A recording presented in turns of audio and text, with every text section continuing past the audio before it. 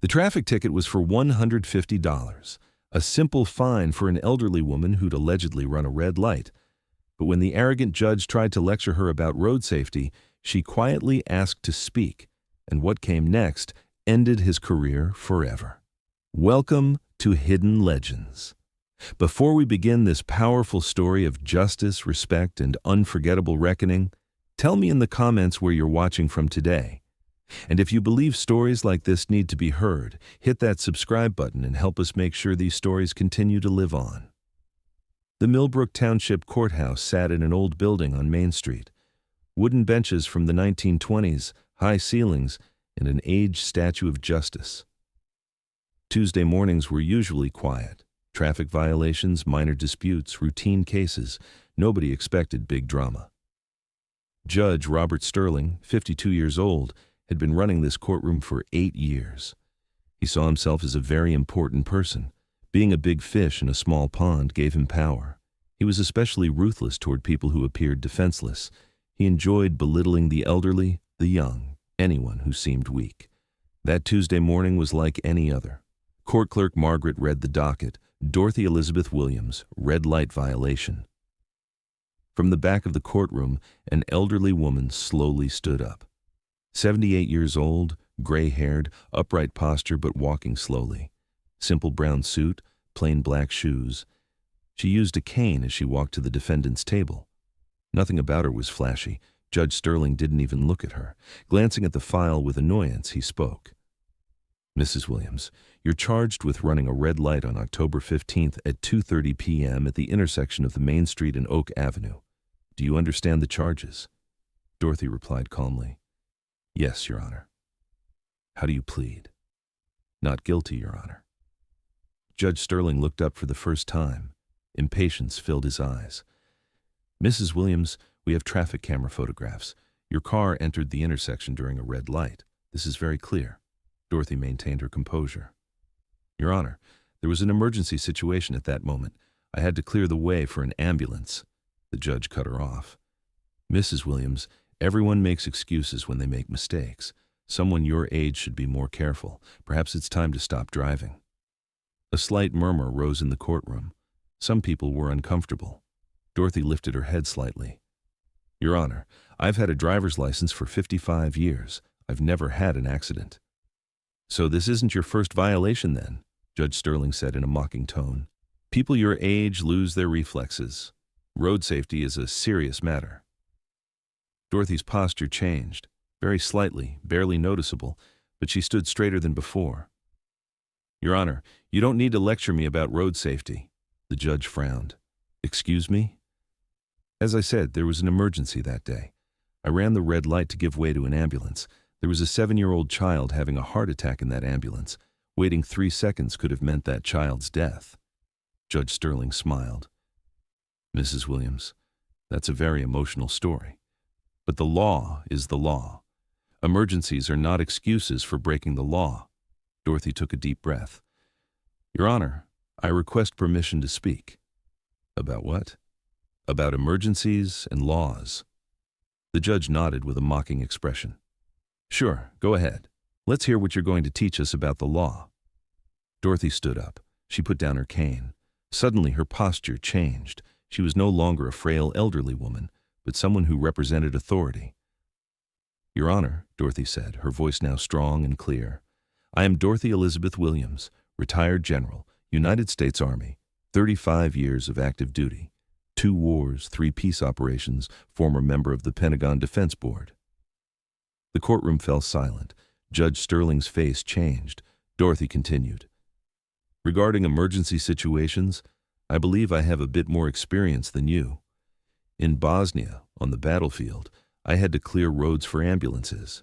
In Iraq, I had to violate traffic rules to rescue civilians.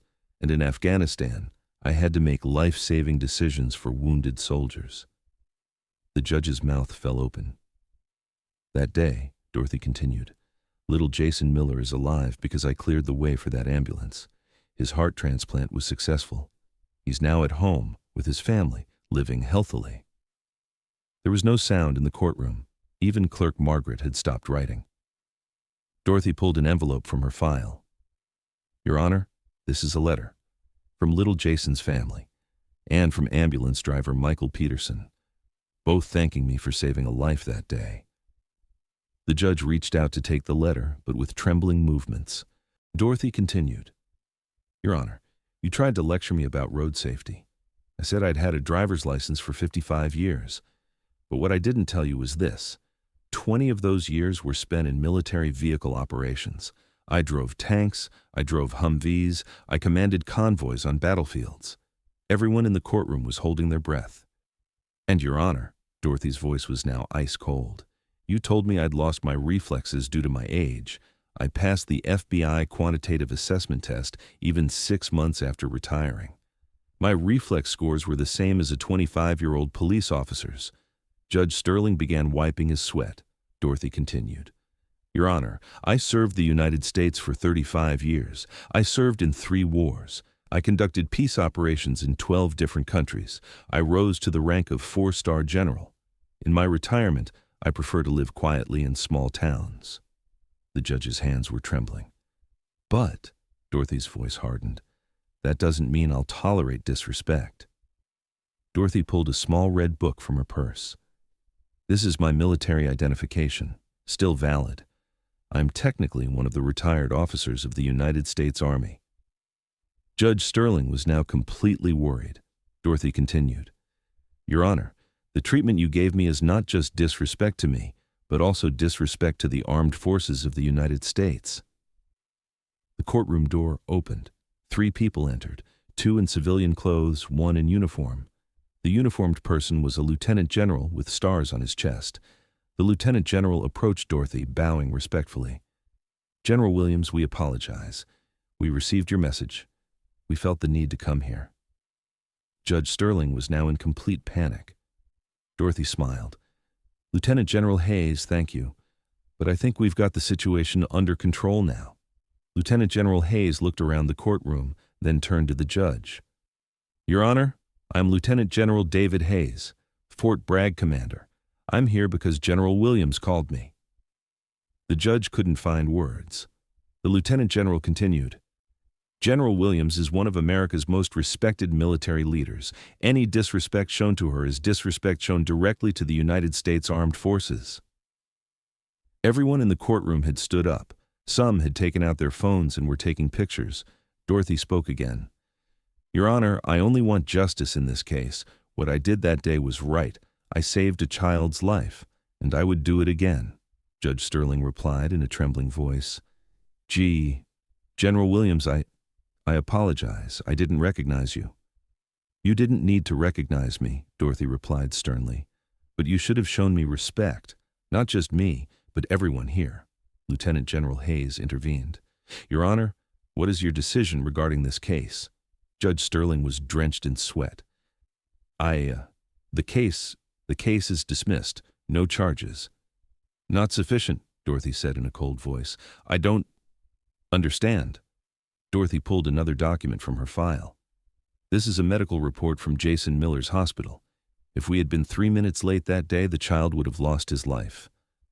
My running the red light directly saved a human life.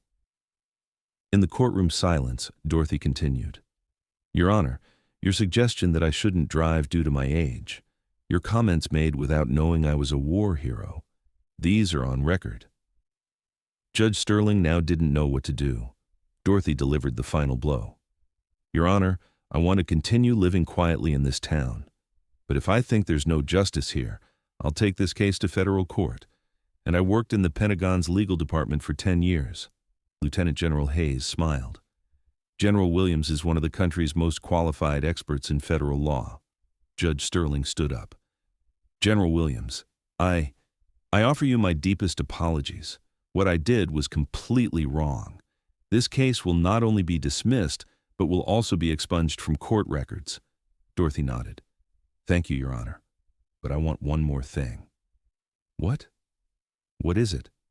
As long as I live here, I want every elderly person, every person who appears weak, to be treated with respect in this courtroom, because none of you can know what those people have done in the past. The judge nodded. Of course, General Williams. Dorothy picked up her cane, but didn't need it as much anymore. As she left the courtroom, she greeted everyone standing and waiting. At the door, Lieutenant General Hayes joined her. "General, I apologize for them disturbing you." Dorothy smiled. "David, I enjoy living quietly in my retirement, but sometimes people need to be reminded of who we are." Lieutenant General Hayes laughed.